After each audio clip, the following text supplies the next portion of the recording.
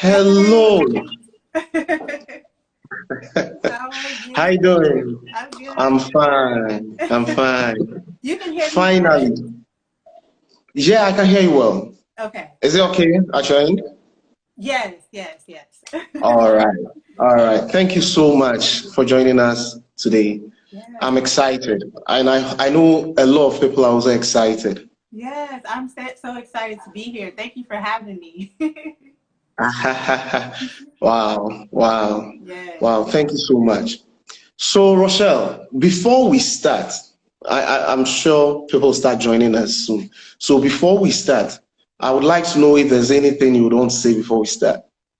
I mean, I'm just happy to be here, and I'm just happy to share with everybody my experiences and me as a relationship coach so I can be able to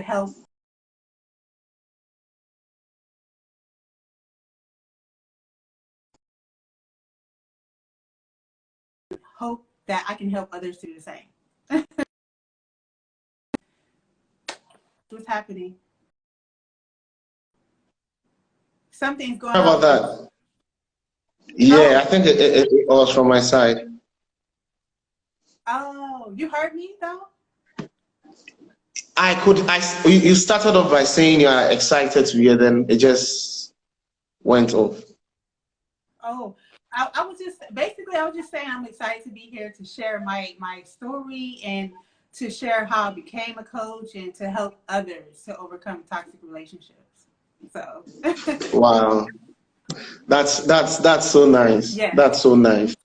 That's so it's nice. kind your Well, signal is kind of up and down. It's kind of weird. oh, sorry about that. Sorry about that. Is it okay now? A little Is it bit. better now? Yeah, it's like in and out, but we'll try to make it work. Thank you for your understanding. Yeah. All right. So, Rochelle, before we start, I would like you to explain what a toxic relationship is. Pretend I'm a 3-year old.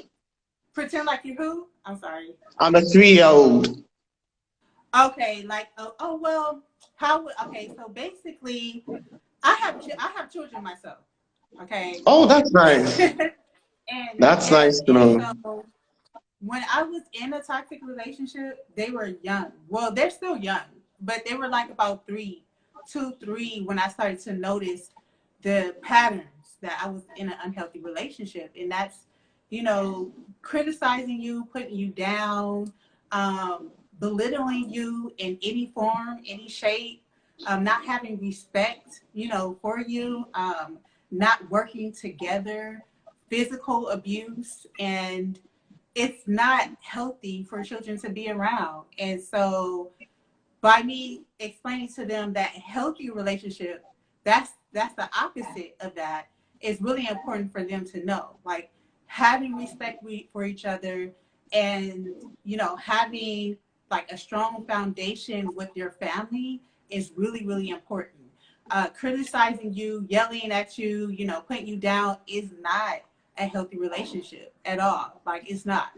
And so I need, I had to explain that to my children, and I still do because they're still pretty young. So, Wow. yeah. Wow. Wow. That's interesting. So what then is a toxic relationship? What is a toxic relationship? Yeah. It could be a form of emotional, mental, and physical abuse. Someone that manipulates you, someone that puts their hands on you, someone that controls you, a narcissist. It can even be done things that some people are even toxic to themselves, put themselves down, self-sabotage Wow. themselves. Yeah, like when you're self-sabotaging yourself, you're actually emitting those type of patterns, those behaviors. And sometimes, you may not know and realize that you are the one that's toxic yourself. Just being critical of yourself is toxic. There's many meanings of, a toxic person or having being in a toxic relationship. It's all those forms of abuse: emotional, mental, physical. So yeah. So you won't believe this, but this is the first time I heard toxic relationship and a person together. As in, you can be toxic to yourself. This Yes. is the first time I actually heard that. Yes. Yes. Because because most of the time we are looking for signs of who a toxic person is. So we are looking at this person critically. We are trying to see if this person is right for me, especially when you're in an amorous relationship. You are trying to see what he's doing. Does it fit the how do you call it, the mood of a toxic person? But hardly would you hear people say, I'm trying to critically analyze myself to see if I'm toxic to myself. I don't know if what I'm saying makes sense. How, I mean, so it's like I said, it's like the self-sabotage. It's the stories you are telling yourself as well. Like if you're telling yourself, like depending on the type of story you're telling yourself, like let me try to think of an example. You know, you can be, if you always put yourself down or feel like you're not good enough or feel like you're not worthy or say that no one loves me or I'm you know, or critics just saying bad things to yourself or you know, just negative self-talk, that's what it is. That is a form of a toxic person. Like if you're toxic to yourself, if you don't have yourself together, you can carry those traits in your relationship. And Wow. some people don't really realize or they're not aware that they are the ones sometimes are the toxic person. You know what I mean? So, Yeah, I get that. so you know, it's like when you're putting yourself down or you just, you know, complain about this and that, you have those toxic behaviors. You are the one that's doing, you know, more harm than good to yourself. And you're going to keep attracting Wow. the same type of people. If you're doing that to yourself, guess what? You're going to keep attracting those same types of people. Like, I heard that line, you attract what you are. yes, exactly. Wow. Yes. Wow, wow, wow. So in your introductory remark, you did say you were once in a relationship, a toxic relationship. Would you want to share a little bit of your story Yeah, I've been for in a our few viewers? toxic relationships. I mean, I haven't learned Oh, did you say a few? three of them. I mean, the first Wow. two, the first two was I didn't really realize it until after the third one. You know, you're gonna keep going through that cycle until you learn the lesson, until you stop it. That's You true. find the pattern. Why am I keep attracting these same type of people, these same type of relationships? You got to really go within and look at yourself and see what you're doing. So, anyways, briefly my story. Yeah, like again, I have children, and he was very the bad one. He was very manipulative. He was very, very, very manipulative, and he was physical. And I was with him for like 10 years, and so Wow. I know. And then when you know I have my kids or whatever, I used to cry, you know, and I didn't know what to do, and I knew that it wasn't right for my children to be around that type of environment. So, you know, I started to look at them and see what was best for them. Like, they don't need to be in this unhealthy environment. It's not fair. I don't want them to grow up to think it's okay to be in this type of relationship. So I started to have trust and faith that if I leave, first I started to imagine how I wanted my life to be. If I'm not with this person, if I'm not in this relationship, how can I be more free? How can what will I be? Because I wanted that freedom. I didn't have that freedom. Like I felt stuck. So when I started to pray and meditate on it and started to have trust in the Most High, that's when I said, okay, you know what? I'm going to have to create a plan to look for support and leave this situation because it's not fair to me and it's definitely not fair to my children. And I don't want them to grow up to be in the same situation or think it's okay. And so that's when I, left. I mean, it took a minute for me to leave, but I created that plan to leave and I left. So it was Wow. very challenging. Wow. Wow. It's not Wow. easy. So I think it's important for us to realize something you just said. You pictured yourself without the abusive partner, first of all. then you believed in yourself enough to take a step. Wow. All right. So for those of us,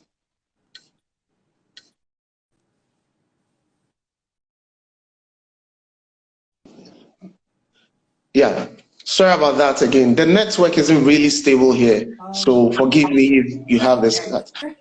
So I was saying, you just didn't wish it upon yourself. You are not just sitting down reminiscing about what if I wasn't with this partner. You actually believed in yourself enough to take a step. Yeah. All right. Okay. So that's to those who find themselves in a toxic relationship now. You need to take a step. You need to believe in yourself enough to take a step. Exactly. Okay. You have to have okay. trust and So for faith. those, You have to have trust and faith that whatever you focus on will manifest. Like I believe in like manifestation. Like I believe that if you believe in it enough but you got to take action by getting that support, doing what you need to do to take that step forward to lead. And when you take that action and you believe in it, it will work. It will definitely work. It will definitely. Wow. That's great to know. All right. So for those of us joining us now, we are chatting with Rochelle Smith, who goes by the name the Goddess of Love, right? I got that right, right? Yes. Yes. Okay. So she's the author of 4 books, actually. So she's been in a toxic relationship, a couple of them, she says, 3 actually, and she has amazing stories. She's a certified life coach, by the way, a certified life coach. This is the first time I'm actually talking to a certified life coach. I don't know, but this is the one I know, a certified life coach.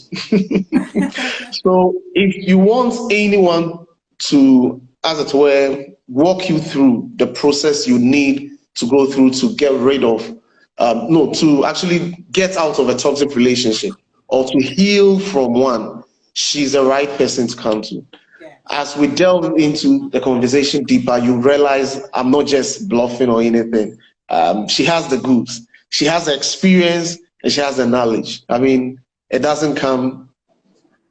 All right, so Rochelle, in your expert opinion, what are the signs to look out for? What do I look out for in a person? How can I tell if this person is toxic?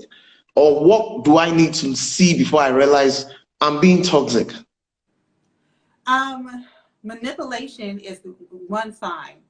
If they're always trying to get you to do what you don't want to do, that's a form of manipulation, and that is a toxic behavior, a toxic trait. Control, controlling behavior, jealous behavior. Those are toxic, traits that a person can carry. If you always want to control this, if you always want to control where you're at, there's times where I know that people, they're really, really, really, really jealous. Jealousy is another form of a toxic sign. If you don't have any trust in the relationship, lack of trust, that is another sign. Always accusing you of doing something that you didn't do, always accusing you, whatever it is, that is a form of a toxic behavior. So if anybody's experiencing any of this, if someone is blaming you, someone is manipulating you, someone is, jealous or have narcissistic traits, then those are those are red flags, basically. Those are red flags. And that's something that I ignored for a long time. I always would make an excuse for their behavior. And it's not right, because they'll trap you. And you'll end up with them for a long time. Hence, I said that I was in a 10-year relationship. That was a long time. And I saw the red flags from day one. Okay? Day one. And I totally ignored it. And it just got worse. And it was harder for me to move on. So you don't want it to get that far. You want to nip it in the bud right now. You want to notice and be aware of those signs right now so that you can get out before it gets worse. Okay, so Rochelle, I mean, most of us, okay, so let's take, for instance, a lady goes into a relationship with a guy she really loves, yeah? 2 months down the line, she realized this guy wants to marry me. So marriage comes in. He proposes, the lady accepts. A month after he proposes, the lady starts or begins to realize the guy has these traits you just spoke about: manipulative, jealous, Yeah. extremely jealous. Because I mean, some are jealous the right way. I mean, they see certain things, they draw your attention to it. But this, I think the word here is extremely jealous. Wow. Very manipulative. What should such a person do? I'm sorry, I can't. Okay, so the question was this. A young lady goes into a relationship. Right. She accepts the proposal of the man. She realizes it's going to lead to marriage. But a month after she accepts the proposal, yeah, she begins to recognize these traits you just spoke about. Right. Manipulation, extreme jealousy, physical abuse. What should such a person do? What should they do? Okay, that's the part I didn't hear. Yeah, what should such a person do? The person should definitely, they should, if they're aware of it, they should not ignore it. They can seek help or support if they don't really know or are unsure. They can talk to somebody that's professional. If they're unsure about it, like say they saying, I don't know what to do, we're about to get married, and all of a sudden I started to see these red flags. I mean, that's true. You know, and if you really want to know before you even take that big step, you maybe want to seek some help just to, you know, talk to somebody to see like, hey, you know, I have this situation going on and now I'm starting to see this person, you know, as he is or he or she is, and I don't know what to do. And, you know, an expert, a coach, or someone that is an expertise in this field can tell them, you know, can guide them in the right direction. I mean, you always want to follow your intuition. You want to know, and it's hard for people to do that. Sometimes they don't. Sometimes they just go ahead and do it and just like, oh, they're just acting like that, and that's it. But, you know, they can talk to somebody first if they're unsure, you know, to see, to you know, to make sure to, I guess it will help them in a way, because it's like, okay, I don't want to move on with this person and feel like I'm stuck. They don't want to ignore that, because that's going to they're going to feel stuck if they continue with it, you know. Okay. So I hope I answered your question. I'm sorry, because it's hard for me to hear. Okay. So can you hear me now? Can you hear me better now? Is it better now? Yeah, I can hear you. It's going in and out. So I was trying to make sure that I answered your question, because it was like kind of going in and out on my end. Oh, you did answer the question, okay. But you said, you made mention of a word, trapped. Yes. You said something about if you wait too long, you end up being trapped in the relationship. Yes. And that just makes things complicated. Yes. You definitely. I want to know if someone has already made stuff complicated now, what are some of the things the person can do to uncomplicate that relationship? For instance, the person has waited like you did for 10 years in the relationship. She's trapped. What should such a person do? So the first thing is, okay, so what I did was I did feel stuck, and I would just cry and cry, but I started to meditate and pray about it. And I spoke to other people that I trusted. I did seek some type of help, even though I didn't have really that big of support, but who I knew and who I trusted, I spoke to them. And I prayed about it and asked for help. Like, I'm a big believer that if you ask, you will get the answer. You get what I'm saying? You get the answer, and you will be guided to whoever can help you or how to lead. You just can't have no doubt. I just prayed. That's the first thing I did, was prayed and asked for help. I just prayed and meditated on it. And I started to know my worth, because a lot of people don't know their worth, and that's why they stick around. Okay. All right. Thank you very much. So if you are listening and you find yourself in such a relationship, the answer to your question is ask for help. Always do ask for help. Yes. I think that's the first step. Yes. Ask for help. Yes. All right. Now, Rochelle, let's talk about healing. We've spoken about what to look out for to know you are in a toxic relationship. We've also spoken about how to exit such a relationship. Yes. Now, for those of us, or for those who end up being physically abused, it tends to leave some sort of psychological, should I say, they are traumatized. They end up being traumatized.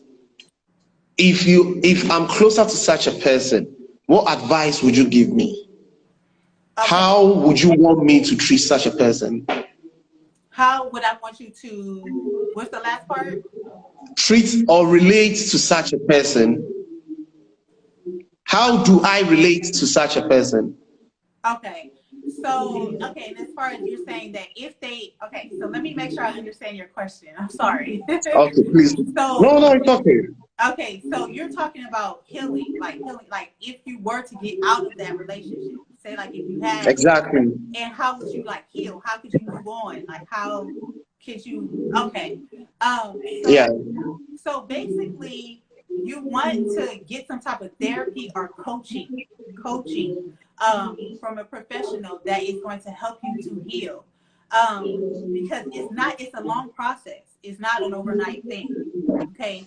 Healing is a process. You definitely want to be kind to yourself. You don't want to beat yourself up. You don't want to blame yourself. You don't want to use any negative self-talk upon yourself when you're healing, because it is a process. You want to start to focus on yourself. Focus on yourself and practice self-care. Self-care is important. That's why I wrote a book about self-care. It's very, very important to heal from abuse. But you definitely want to get help, whether that's therapy or coaching, that can, from somebody that can actually take you through the steps in healing properly and healing in a timely, fashion. So. Okay. Thank you for your answer, Rochelle. But you see, in this part of our world, let me limit it to Africa. Most people can't afford coaches or can't afford to go for therapy. Okay. In such a situation, what advice would you give them? Or would you give their relatives? Because we believe in the family system. So if my brother or sister is going through such a thing, I should be there to lend a helping hand to him or her. So what advice would you give to me who is trying to lend a helping hand to somebody going through the trauma of exiting a toxic relationship? I mean, you want to be there. The advice I would give to you is that to be there the best that you can be there for them. Because I know a lot of people can't afford therapy, a lot of people can't afford coaching. And so the support system can be a friend or a family. And so you want to try to be there for them as much as you can be there for them. Be their helping hand. You know what I'm saying? Try to talk them, get them through things. And like I said, also, you can do things on your own. What I do for healing is I do things that I enjoy doing. Meditation is one thing that can help healing. Meditation, if people don't know, that's actually really, really good to do. Self-care is really, really good. You know what I'm saying? Opposed to just talking to a friend. But when you're on your own, you can implement some of the things that you enjoy doing. But definitely you want to connect and try to be there with the person that is going through that as much as you can. Like, that's the best thing that I could say about that. Like, especially if you don't have, coaching, like money for coaching or, investment for coaching or therapy. Okay. Thank you very much. Now, let's go back to what I just said. Here in Africa, a lot of guys are not so, in fact, men are raised not to show emotions. A man doesn't cry. A man shouldn't be weak. A man should be strong all the time. That kind of influences how we even, as it were, self-medicate or take care of ourselves. So for instance, if a man happens to be going through a toxic relationship, you would find it very, very, in fact, it's very difficult for the man to express him or herself, or to even seek advice. I know some guys may be watching us. What advice would you give them? Well, it's unfortunate that they have to go through that. That it's like they had to hide their feelings and their emotions because of society. Like, it's Yeah. unfortunate. And I would say that, you know, they have to be really aware of the triggers and know what's best. And if they have to, I mean, they have to put themselves first. That's just like anybody. They have to be able to put themselves first. Be aware of the abuse and not be in denial of it. Just because you're a man, or, you know, because you're the opposite, you know, sex, doesn't mean, you know what I mean? Like, abuse is abuse regardless. So just understand that if someone is abusing you, even as a male, be aware of that and take the steps to leave. You know, talk to someone about it. Don't be afraid to do that because of that. You know what I mean? Because that's just the way society pins it to, you know, like points it out to be for men, period. And I don't think it's fair. I have men come to me a lot with that. And I give advice to men as well. So I don't be afraid. Like, you know, don't be afraid to show those Okay. emotions and be vulnerable. Okay. Yeah. Okay. Okay. So if I understood the answer you just gave, we shouldn't be afraid to be vulnerable. We should express ourselves. We should seek help like any other person would do. Absolutely. We shouldn't just keep mute. But wouldn't that make us weak? No. That would not. Okay. Why would it make it? Why would it make them weak? Like, it's because they're listening to what the world is saying. Are they going by their heart? It's what you feel is right. That's deep. You get That's what I'm deep. saying? Like, Yeah, I get what you're you saying. make that choice decision. What's best for you? It's not what the world thinks. It's what you feel. What's right for you. So, Wow. yeah. Wow. Wow. That's deep. That's deep. So now you did say you were in a toxic relationship for about 10 years. Yeah. Would you agree with me it was because, okay, did you have a child then? Yes, I had a child. I did have a child like in the beginning. Yeah. Relationship. Okay, so would you say that was the reason you stayed for that long? I think that was part of, I was making excuses. I was making up excuses, and I was seeing how my child loved the family and stuff like, well, you know, wanted that family, and I was just trying to make things work. But one of the reasons why is because of the child. Because I Yeah. yeah. Yeah. So what advice would you give to similar women in such a situation? There are a lot of women who are staying in toxic relationships or marriages because of the kids. Yes. Yes. What advice would you give to such women? Well, they have to think about what's best for the kids. They have to protect their children. Their children are their priority. Okay? So they're not going to be thinking about themselves. Think about your kids. Do you want your kids to be around this type of environment? Do you want your kids to grow up and think it's okay to be in a relationship, a toxic relationship? Because they will grow up, and when they start, you know, they're old enough to date, they may think it's okay. Oh, well, I see my mom and dad fight on all the time. I see this. Then they're going to start doing that in their relationships.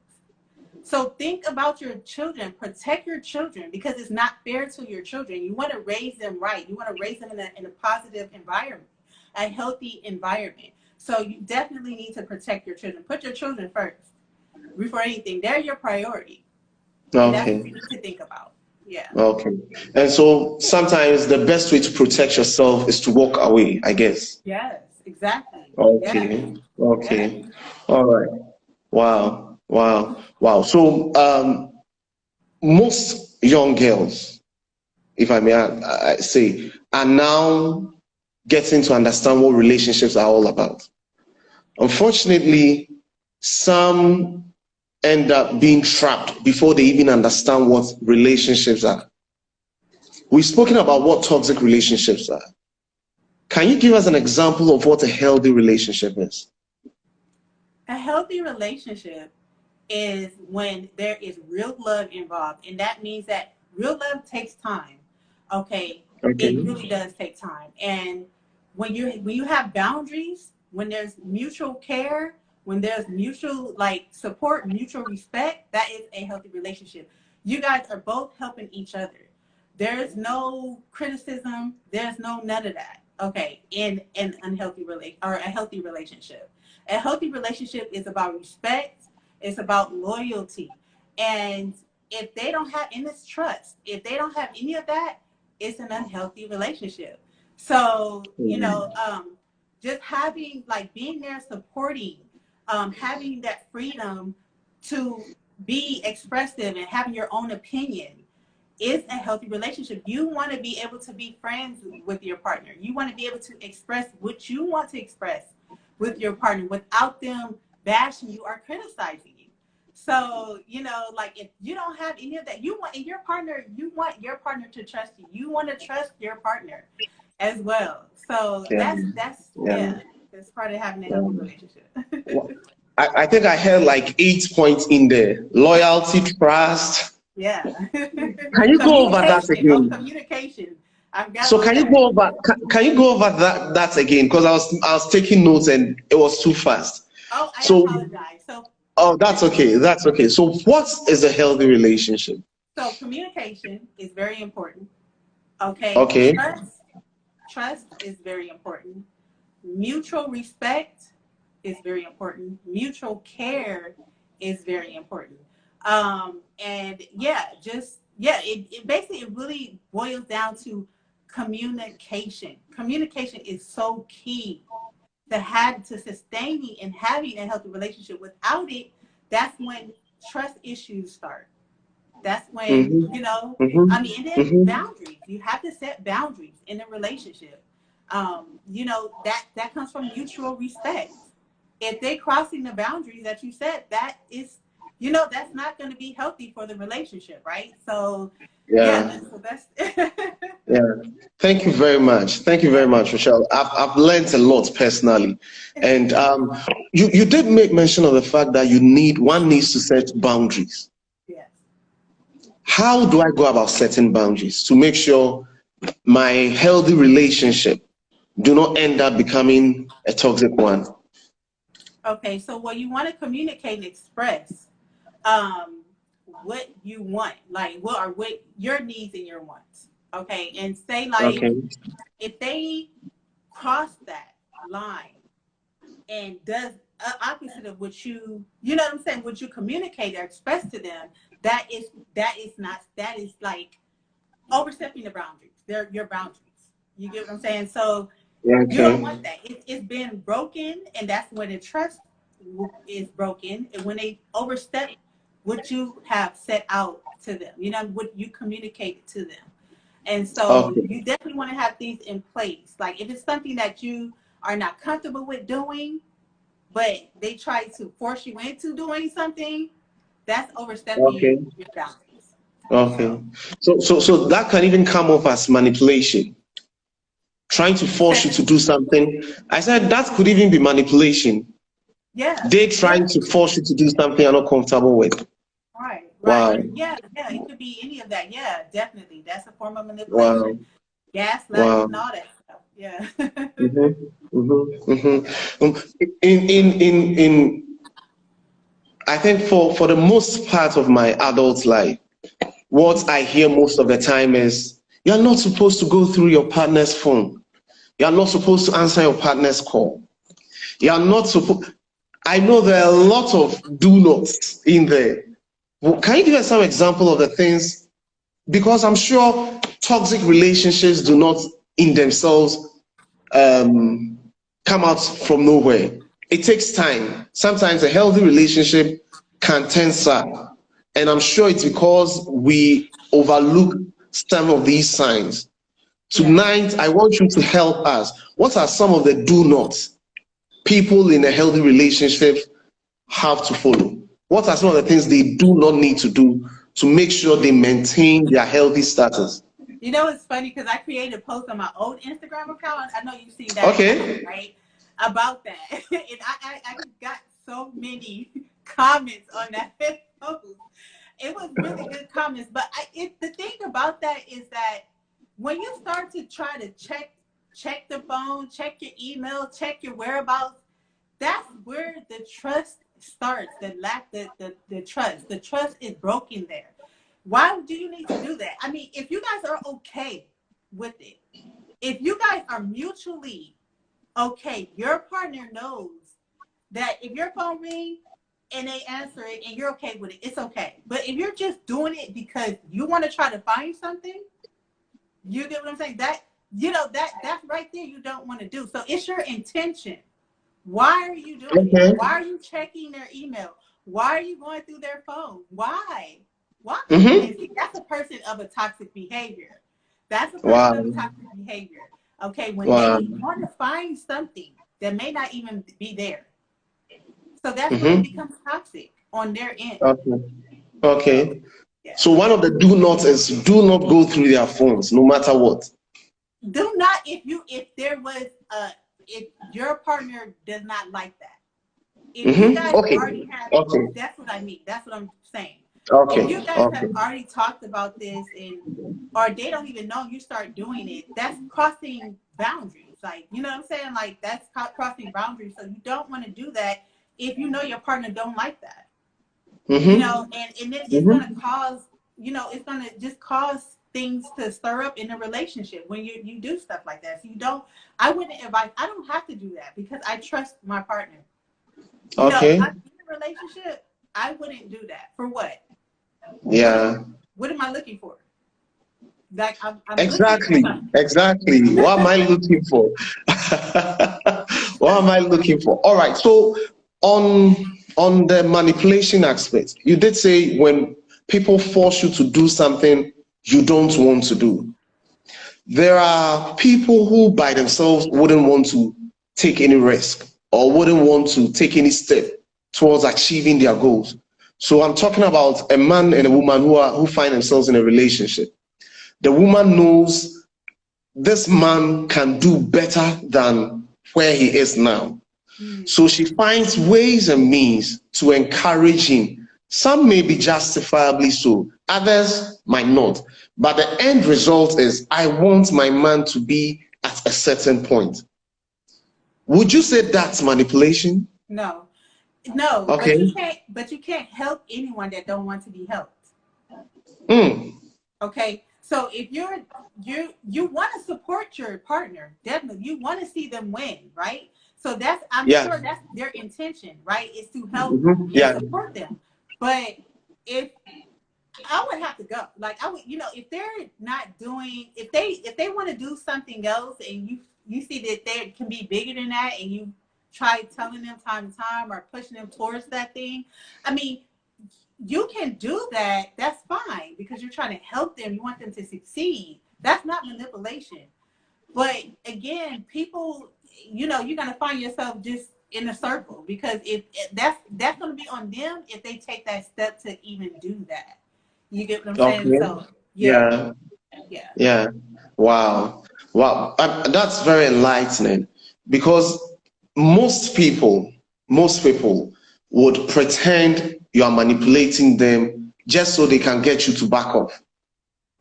I don't know if you get what I mean.